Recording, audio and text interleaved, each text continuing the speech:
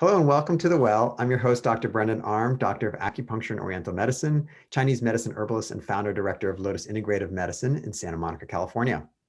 There's a wealth of health-related information out there, and I'm joined today by this wonderful group of integrative and holistic medical doctors and practitioners to share some of our favorite wellness tips. Please let me introduce you to Bianca Rodriguez, a holistic psychotherapist, Dr. Heath McAllister, a naturopathic doctor and registered herbalist, and Leona West, a clinical nutritionist and herbalist, also trained and certified in functional medicine. So let's begin. Today's topic is food as medicine. Food as medicine. This is such a huge topic. And I think maybe for some people, it seems kind of abstract. Of course, that this is a famous quote from Hippocrates, let your food be the medicine and your medicine be your food. But it is not so abstract. There's so much research, and especially thankfully in the last 10, 15 years. So and some research is very broad and mounting, and then some, we don't have a lot, and it's more traditional use, like Brendan, like Dr. Arm, like in Chinese medicine.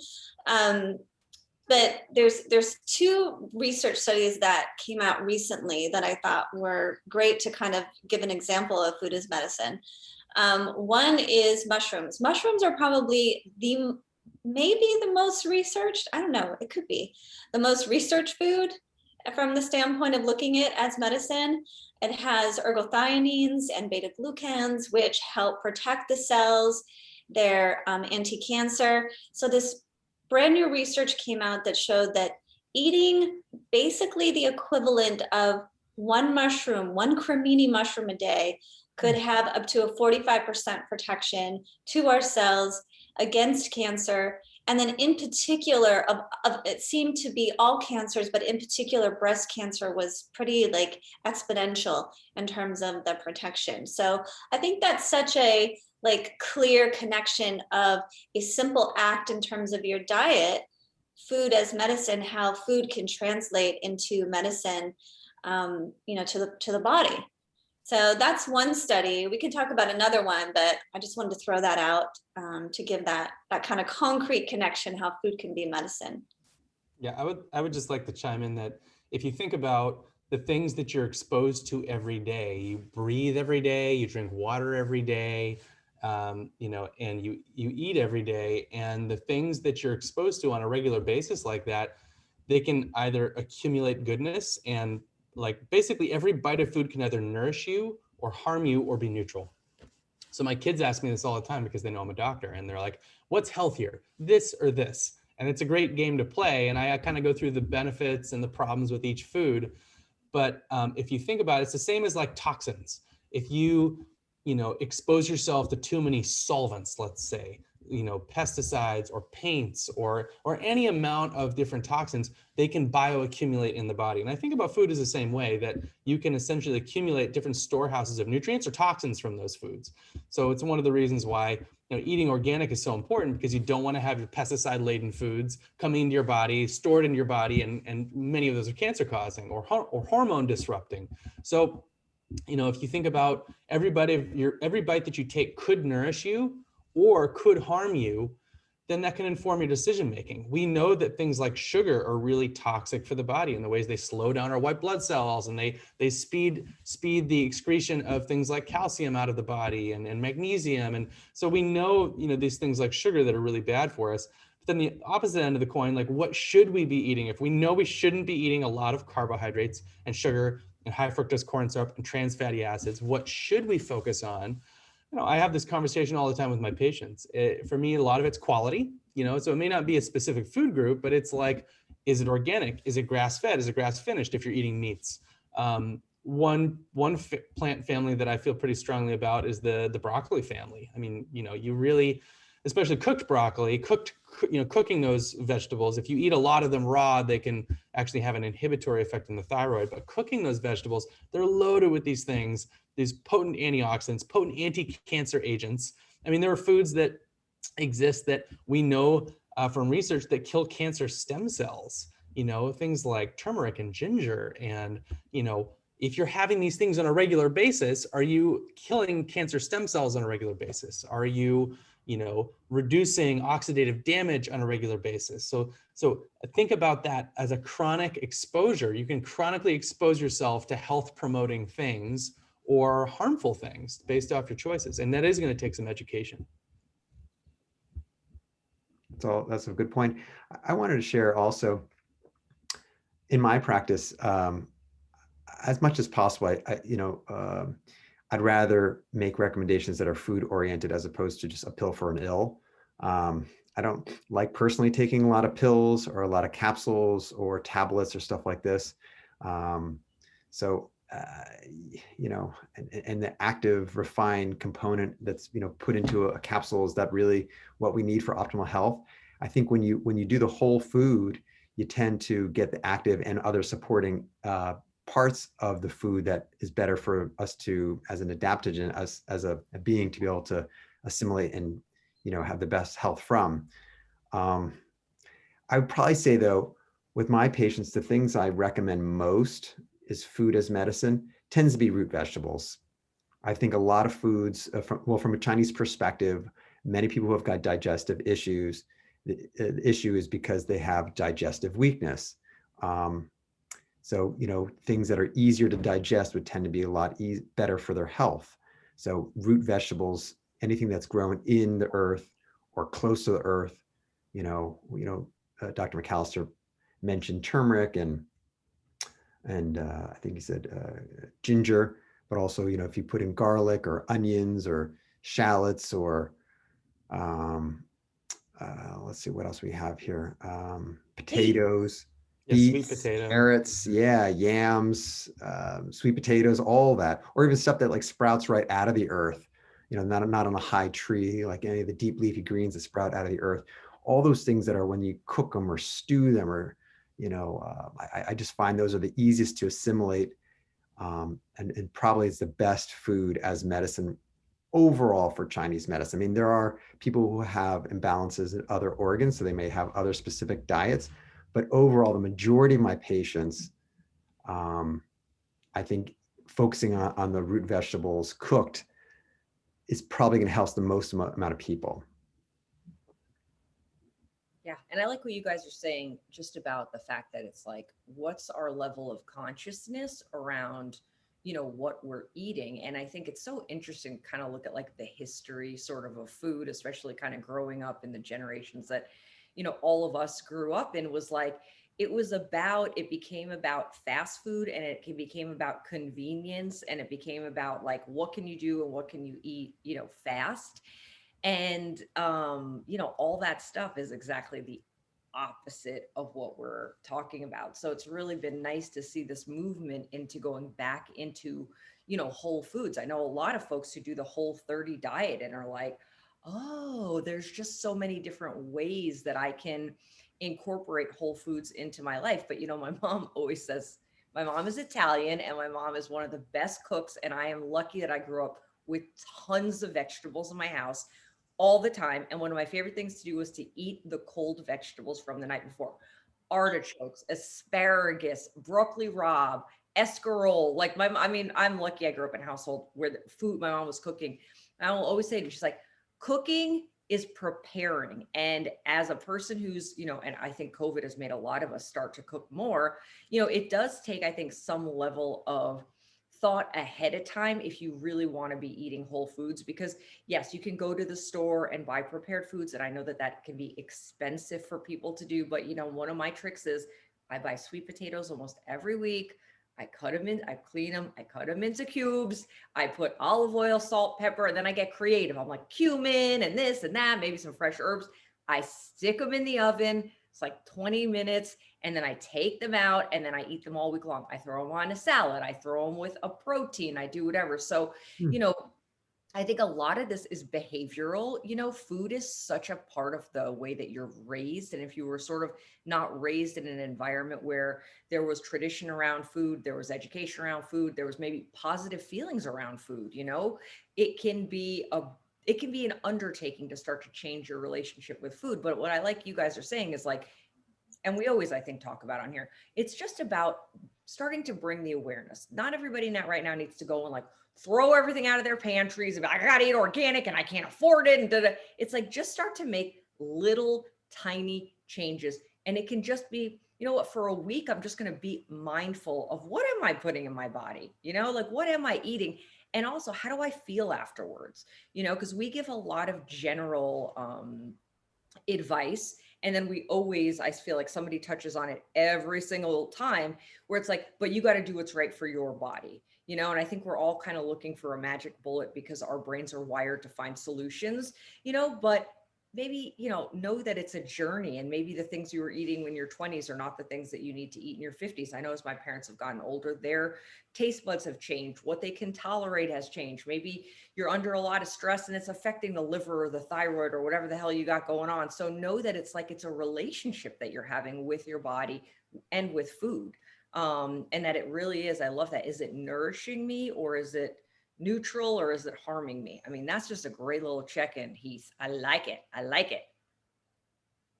Absolutely. You know, I call that being a listenitarian. That's a term I've coined. I love it. So that's exactly, it's checking in and knowing that we're not stagnant. Our bodies are changing, our life is changing, you know, different stages of our life. We're going to need different things. But you know, what's so cool is that you brought forth, just in what you were sharing, Bianca, you brought forth so much food as medicine. You were talking about a lot of foods you ate as a kid, and some of those were, you mentioned some prebiotics, and you even mentioned that you ate them later cold. And some prebiotic foods, when you eat them after they've cooled down, they provide even more prebiotic. They're called resistant starch. So they provide even more support for your gut health. And then you talked about going the extra step and putting the cumin and adding these herbs and spices. And you know that oregano, for example, has as much antioxidant power as a blueberry. So herbs and spices are food as medicine as well.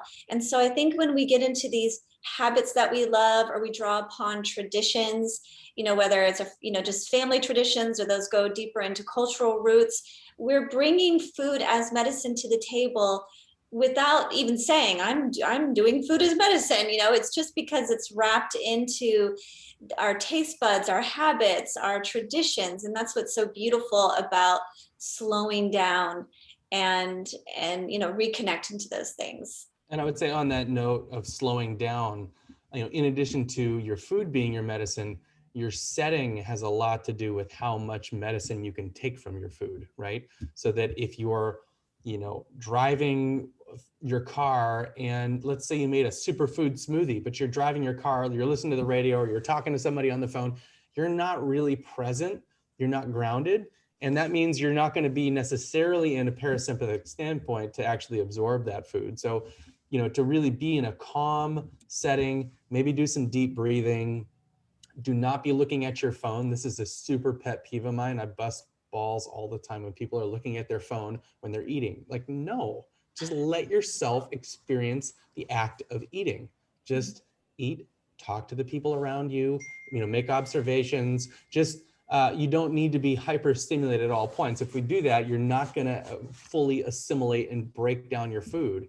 So, you know, I do think that those are two key components, that you could have an impeccable diet, but still not be getting a lot out of it if your monkey mind is still driving the ship. You know, you need to slow down, take a deep breath, and just exist, eat your food. There's nowhere you need to be. There's nothing more important at that moment in time than just enjoying that meal.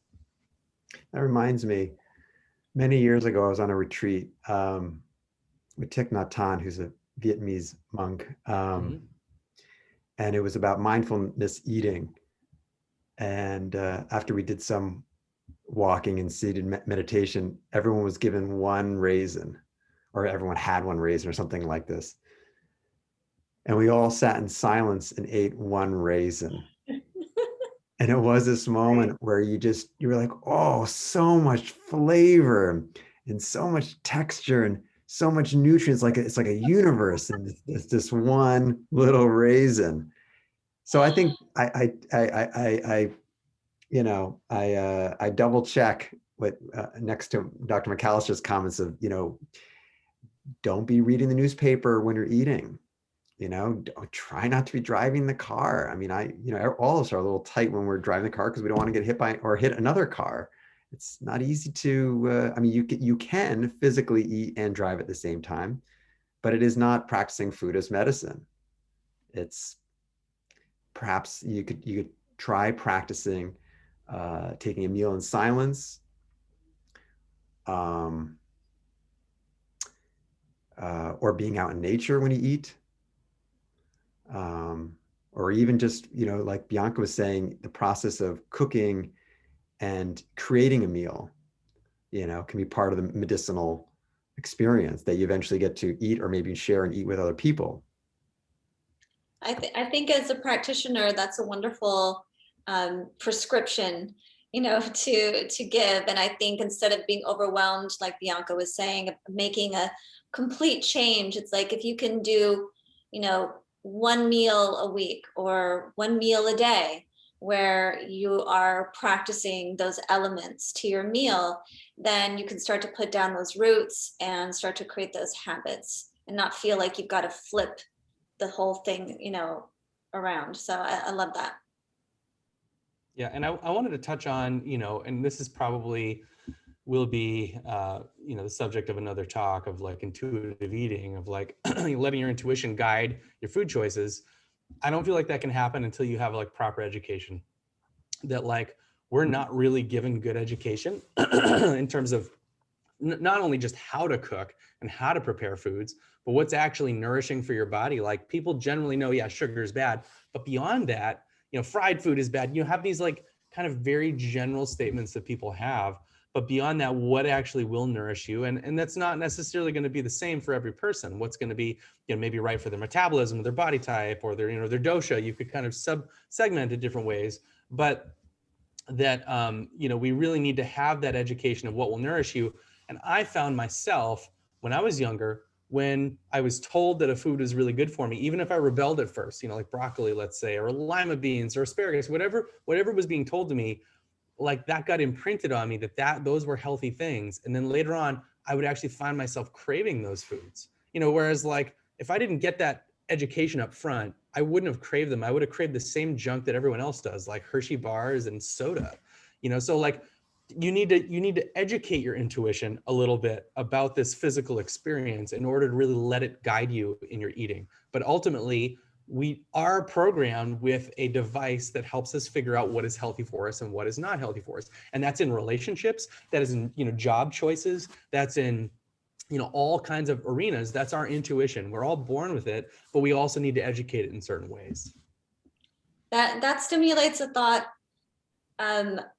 I ate a whole onion yesterday, like an apple. Wow. Okay, I love spring onions. Not making any friends there, Leona. What do you guys think on that one? I know. Okay, but Wow. spring onions get real. Okay, I was at home. I didn't. Is there a disorder for that? Sorry. No, so like this is like the nerdy part of me. I'm like, wow, I must really need sulfur. What's going on with my liver? But I kind of do this every spring though, because I love the sweet. When the onions get really sweet in the spring, I just start, it's like clockwork. Then it's just like Pablo's dog that I start craving these onions. And I was only going to have half, but then I just ate the whole thing. What kind of onion is this? And how did you feel out here? Like, can I get a great? Is it just a regular yellow onion? Like what kind of onion is it? No, they're the sweet onions. Now my favorite are the Vidalia. It's a Vidalia onion then. Oh, they're so good. Or the Hawaiian sweet onions. Oh, okay. They're so good.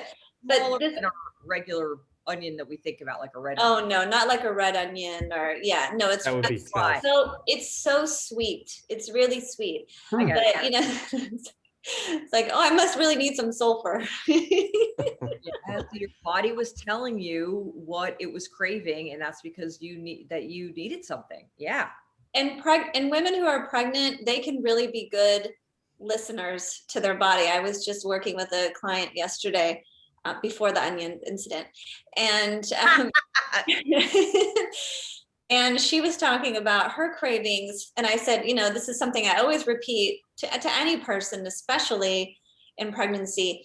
If you're craving a whole food, you eat it. And she was talking about foods that she normally doesn't eat, or even foods like dairy that she, for her, don't usually work, but she's craving it while pregnant. And if you're craving a food while pregnant and it's a whole food, you eat it no matter what.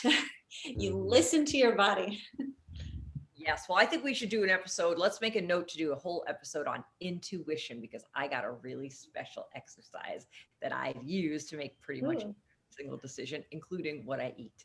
Oh, I love it. Cliffhanger. I love it. Well said. Well said. Well, that's all the time we have today. If you have a topic you'd like to learn more about, let us know with a comment on social media. And also don't forget to subscribe to our The Well YouTube channel. Thank you for joining us, and please join us next time for more wellness tips. Remember, regardless of where we are, our resources in the well are limitless.